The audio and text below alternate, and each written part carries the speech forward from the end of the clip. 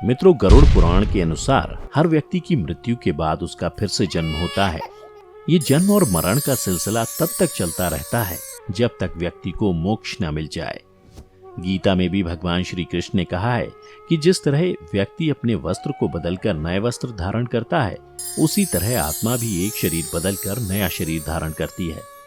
लेकिन क्या आप ये जानते हैं कि आखिर मृत्यु के बाद आत्मा को नया जन्म मिलता है या फिर भूत योनि? कैसे तय होती है उसकी अगली योनि? आज हम अपने वीडियो के जरिए इन्हीं सवालों के जवाब बताएंगे। नमस्कार, एक बार फिर से स्वागत है आपका द डिवाइन टेल्स पर। मित्रों, जो भी जीव इस मृत्यु लोक में जन्म लेता है, उसका मृत्यु के बाद पुनर्जन्म होना तय है। कहते हैं कि इंसान का जन्म उसके कर्मों के हिसाब से ही होता है और मृत्यु भी उसके कर्म पूरे भोगने पर ही होती है। वर्तमान जीवन में किए गए कर्म के आधार ही उसका अगला जन्म 84 लाख योनियों में से किस योनि में होता है, ये तय करते हैं। बता दें, गरुड़ पुराण के अनुसार जब अजन्मा शिशु माता के गर्भ में 9 महीने तक रहता है, तो वह हर समय ईश्वर से यह प्रार्थना करता है कि मुझे यहाँ से बाहर निकालोगे तो मैं जीवन भर आपका नाम जपता रहूंगा। लेकिन फिर जन्म लेने के बाद वह सब भूल जाता है और अपने भौतिक कर्मों में लग जाता है। वह संसार की मोह माया में कुछ ऐसा उलझ जाता है कि परमपिता परमेश्वर के लिए उसके पास समय ही नहीं बचता।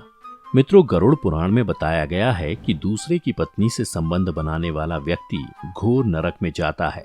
फिर वहां उसे पहले भेड़िया, फिर कुत्ता, गिद्ध, सियार, सांप, कौवा और अंत में बगुला की योनि प्राप्त होती है।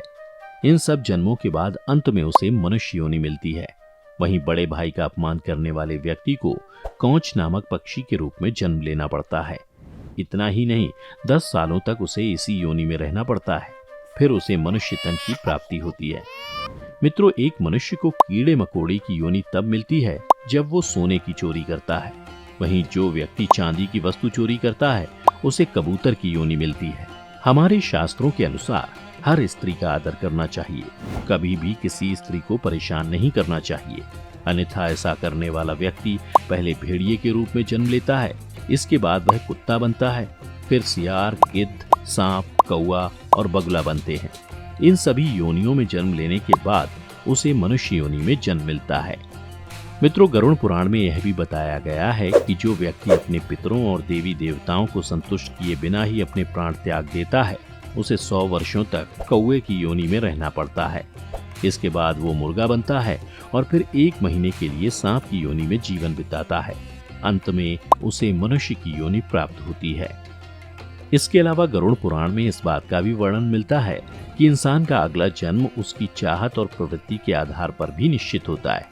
यानी आपकी चाहत और प्रवृत्ति के आधार पर ईश्वर अगले जन्म में आपको उसी के अनुकूल शरीर देता है।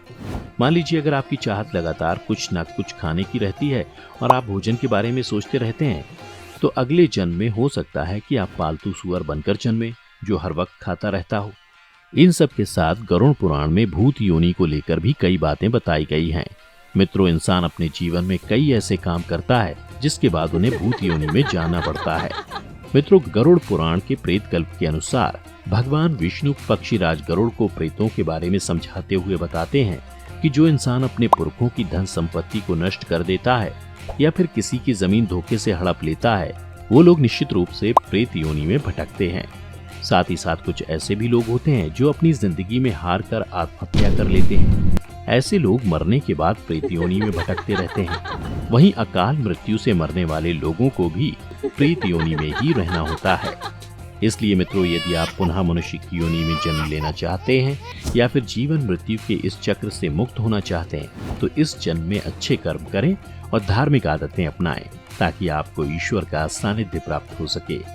मित्रों, हमारी इस वीडियो के जरिए आपने जाना कि आखिर मृत्यु के बाद आत्मा को नया जन्म मिलता है या फिर भूत योनि किन कर्मों के बाद मिलती है। आज की इस वीडियो में बस इतना ही।